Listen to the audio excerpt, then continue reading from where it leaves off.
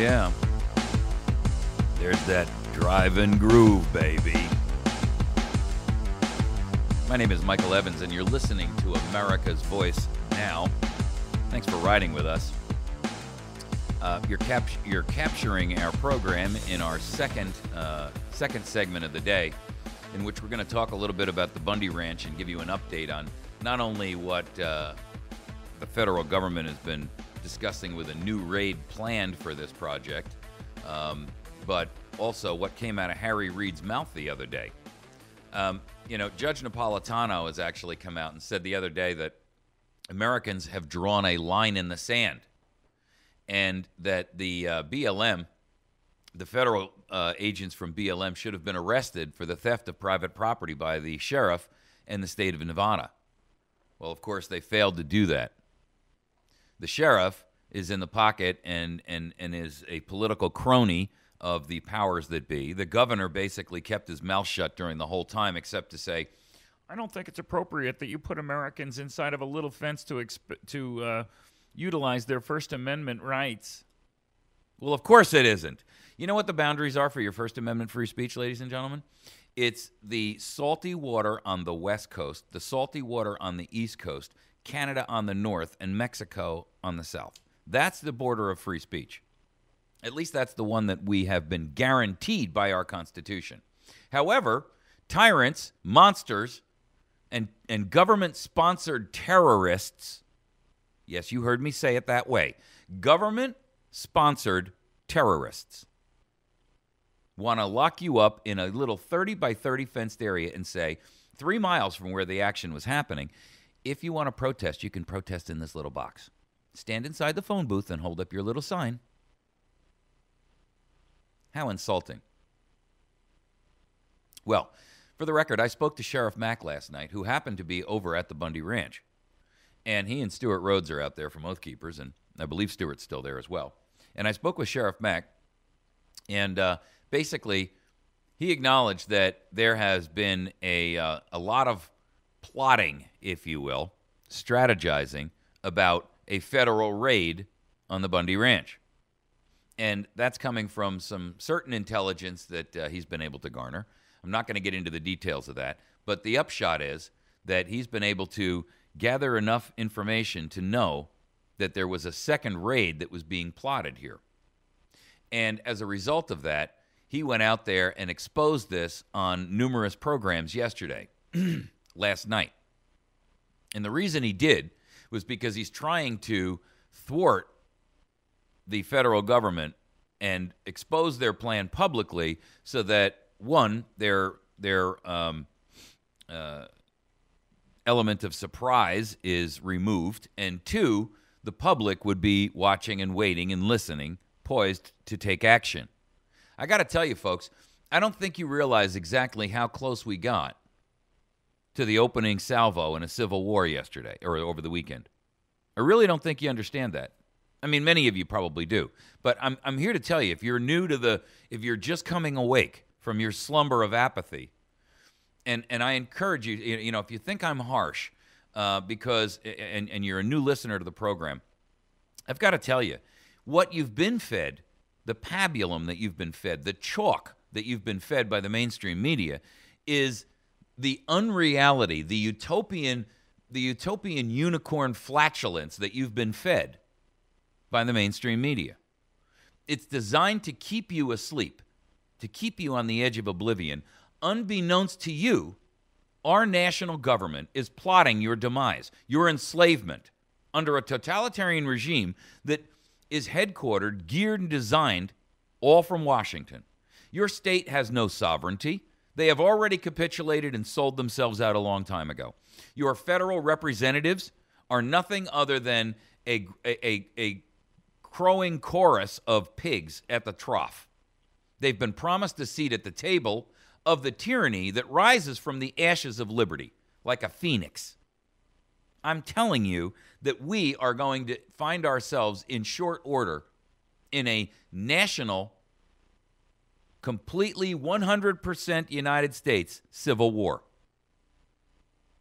I'm telling you, you watch and wait. Mark my words, on April 15th, 2014, tax day, I'm telling America, we are going to find ourselves in a physical confrontation with our federal government to wrest control and destroy anything that you and I ever grew up believing, ever believed that our Constitution guaranteed us. And their goal is to take from you your God-given, natural-given rights to life, liberty, free speech, the right to defend yourself, the right to arm yourself and protect yourself from a government and tyranny, your right to privacy, your right to not incriminate yourself in a court, your right to a jury trial, your right to fair and equitable treatment in any court based on a claim made against you, your right to be free of cruel and unusual punishment, the right for your state to be the master of the federal government, the right for your state to have independent, sovereign, Republican form of government as guaranteed by our Constitution. It's all slipping away, and it's slipping away at an alarming rate. And if you're just coming awake now, hello. I know it's a rude awakening. You see, this isn't like that soft jostle your mom gave you when she was trying to get you out of bed as a teenager to get ready for school. You know, the third time you heard, please, honey, you got to get up out of bed because you're going to be late for school. That's not the kind of awakening you're getting. You're getting the awakening that comes from a cold bucket of water poured over you in a deep sleep. I understand it, and I understand it's hard for you to accept. You come awake and you're disoriented, you're shaken, you're not quite sure what's happening. I got to tell you, folks, we're almost at a point where the American population is going to have to make a call to arms. Now, there's a lot of people that are going to disagree with that, and I understand. I don't agree with you, but I understand why you don't want to hear that, because it means that you're going to have to set aside everything that you've ever believed was possible about the future. No one wants to take a look at their future and say, wow, maybe I don't have one. Maybe this job I guarantee, I feel I'm guaranteed for the remainder of my life. Maybe this home we bought, maybe this car we bought, maybe all this debt we've incurred, maybe all these toys that I own, the boat and the four-wheeler and the surfboard. Maybe that's really not where it's at. Maybe it's just going to come down to raw base survival in a fight for survival, a survival of the fittest. And I don't mean fittest physically, although that certainly will play a role. I mean the fittest mentally, the fittest constitutionally. I understand that there are a lot of folks that don't want to hear truth. And I'm going to tell you why they don't. They don't want to hear the truth because when you hear truth and you acknowledge and accept it as such, then you are mandated by human nature, by natural law, to take preemptive action to fend off that which is a threat to you. It's that simple, ladies and gentlemen. And here's the reality. Human beings don't want conflict. They don't want confrontation, at least not those that don't have an affinity for that. Now, there's plenty of people that do have an affinity for confrontation. But these are the people that choose to be your masters. You see, that's the difference. They're psychopaths. And I got to tell you, if you don't think that the people that are currently running our government and the people that run these hundreds and hundreds of three-letter alphabetic agencies, if you don't believe that they're psychopaths, I beg to differ with you. There was a recent article, and I encourage you to go to look it up. You can pull up any browser and any search engine and just type in 50, shucks now, I've forgotten what it was. 50 ways to identify a psychopath. I think that's what it was. 50 ways to identify a psychopath. Just type that in. You'll find the article. And it describes all of these different characteristics of psychopaths. And, you know, the truth is that what you have to recognize is that these people, one of the major indicators of psychopaths is the failure to have empathy for someone else. Now, not sympathy, but empathy. And there's a big difference here because sympathy means, you know, I feel bad for your situation. Empathy means I put myself in your position and I really, truly understand it. And these people have zero empathy. And quite frankly, they're very, very lean on the sympathy side as well. Because they don't look at you as an individual. They don't look at you as a father or a mother of children. They don't look at you as the daughter of a woman. They don't look at you as an individual who has hopes and dreams and aspirations of your own. They look at you as if you are a commodity. Like the farmer looks at the soybeans, like the farmer looks at the green beans, and he doesn't worry about the one green bean that fell out of the truck and got run over by the tire and squished. He doesn't look at that. It's not really his concern. He's got an overarching concern, and that is to get these products to market. In this case, they look at you as a commodity to be bought and sold and traded for their benefit, quite frankly. Their goal is to retain and expand power and authority while simultaneously enriching their own and feathering their own nest, if you will. That's the game plan. And that is the true example of a psychopath in today's modern world. The vast majority of the people who are in government, in some way, shape, and form, mirror that example. These people who run these agencies and the higher-up administrative people, I'm not saying every clerk and every typist in every agency in the country is a psychopath. But I'm telling you that the people who are controlling this and running this, they see, they know it, they feel it, they taste it coming. And they're preparing themselves to be in the protected enclave. Have you noticed the almost cloud of malaise that is over the nation? Think about this for a minute now. I want you to spend a couple of minutes, and I want you to really, and I want you to do it quietly. After this broadcast is over, I would encourage every one of you sitting here and listening to this program to spend a few minutes quietly. If you're listening to this as a recorded one, put it on pause right after I make this point, and then try it. I would like for you to sit quietly for a few minutes and really be truly honest with yourself. Shut off your telephone, get away from your television set, make sure that you're outside or someplace where the dog isn't going to interrupt you. And I want you to spend a few quiet moments with yourself and really have a deep down conversation about whether or not you believe that we have reached a tipping point in the United States of America. Whether or not you truly fear your government. I mean, you've always got that feeling kind of floating around in the back of your head. I know you do. There's a malaise that has crept over our nation. It's like a black cloud that has moved over the city and then settled in. And the reason that we have that malaise is this. Everyone understands that we have reached the point of no return. And they're waiting for the hammer to drop. That is why every corporation in America is frantically doing whatever they can do to get from you what resources you may have.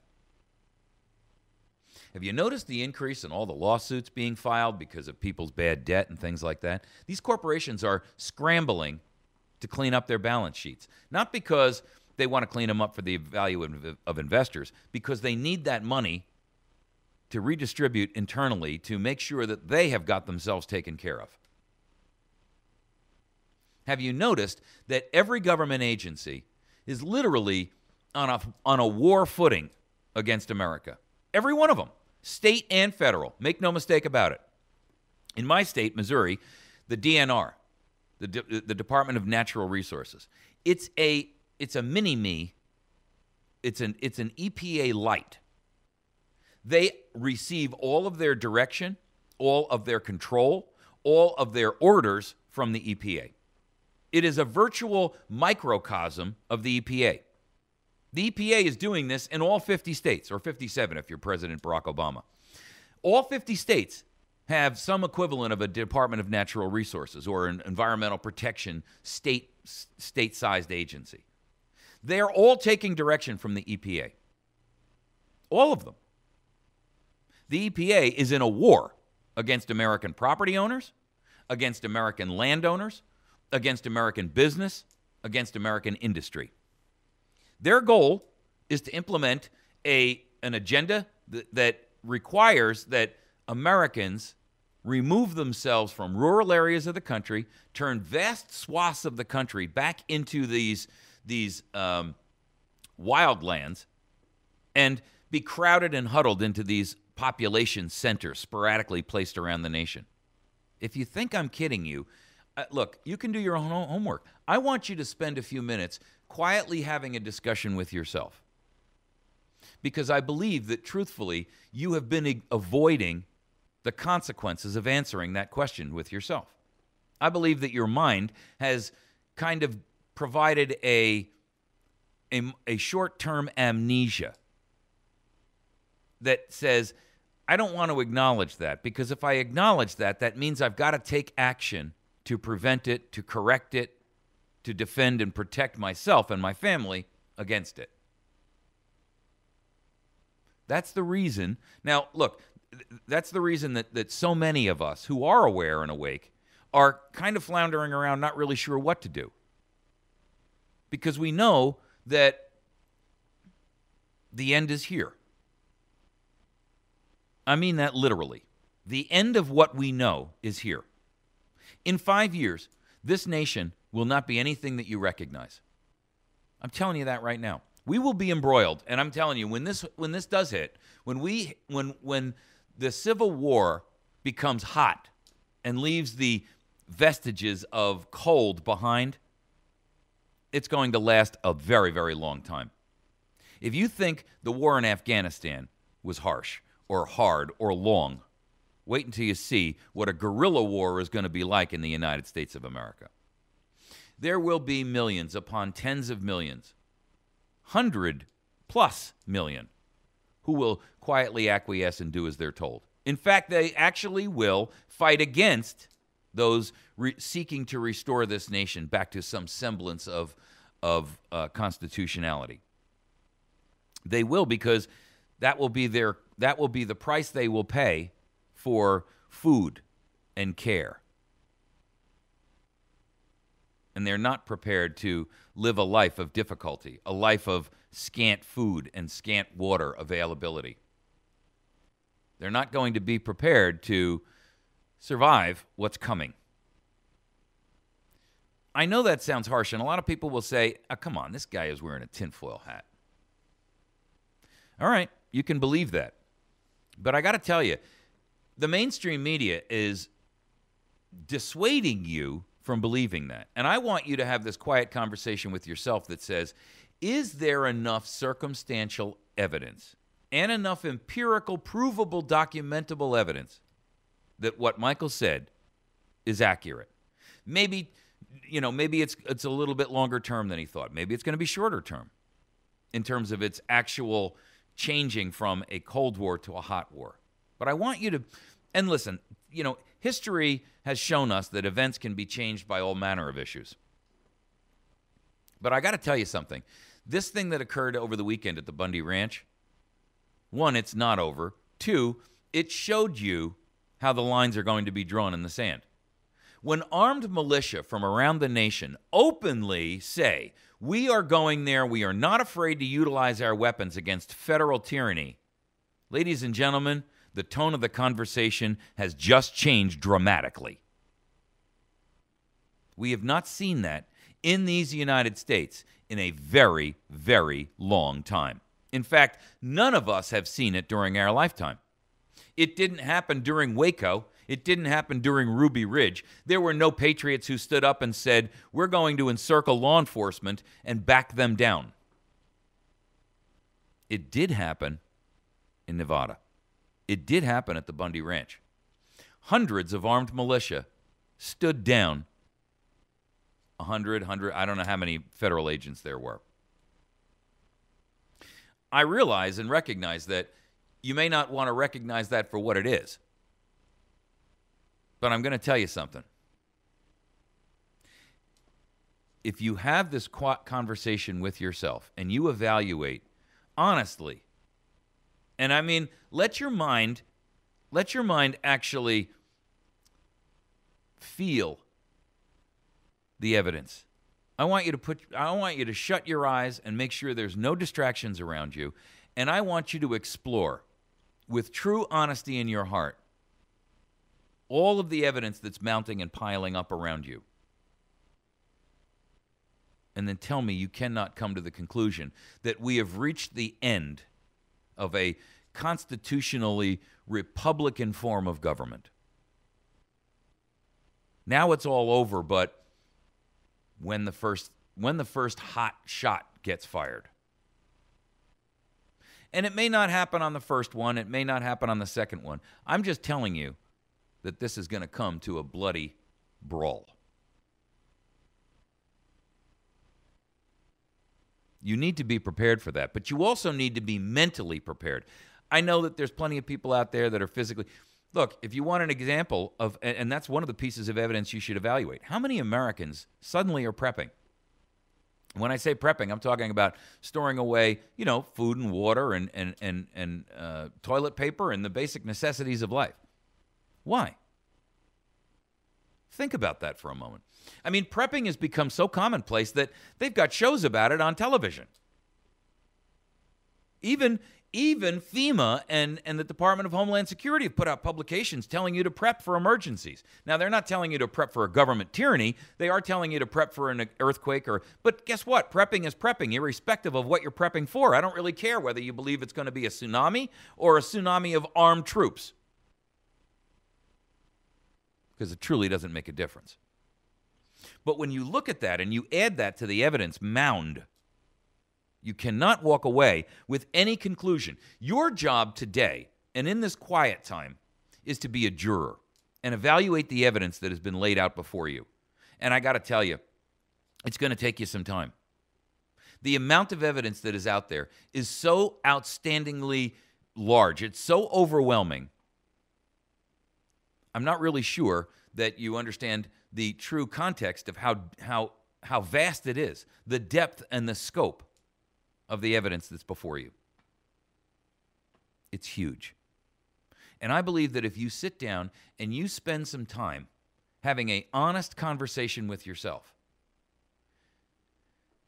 you will not have an alternative but to come to the conclusion that we are in a very lot of really deep trouble, and that this thing cannot help at the path we're on right now, short of some kind of a cataclysmic change. I mean, short of the federal government, short of an international, let's put it this way, some sort of an international invasion from China or Russia, which is not possible, at least not feasible in this particular moment in time, or something as insane as proof that some spacemen have landed on the planet or something like that. There is nothing that will change the course and the path that we are on. It's not that you have any control over it. This is a course chosen for you by others. A course chosen for you by those who seek to rule you. And make no mistake about it, all of the often, touted arguments that, it can't happen here, I got to tell you, that's you inhaling unicorn flatulence and living in some sort of a utopian fantasy. It's already happened here before, and it will happen again. The question is when and how long will it last? And whose side are you going to be on? That's all that matters, ladies and gentlemen. Everything else is marketing. Everything else is propaganda. Everything else is your fear of truth. We're going to take a break. When we return, we're going to tackle another unbelievable topic. And I want you to take this information and incorporate it into your private conversation with yourself. The Federal Army has taken and is ordering the National Guard to surrender 192 Apache attack choppers. Ladies and gentlemen, your National Guard is there as a defense against tyranny in a federal government to protect you from that tyrannical federal government. They're taking their Apache helicopters away. These are attack choppers. These are not, rescue choppers. Something's desperately wrong with that.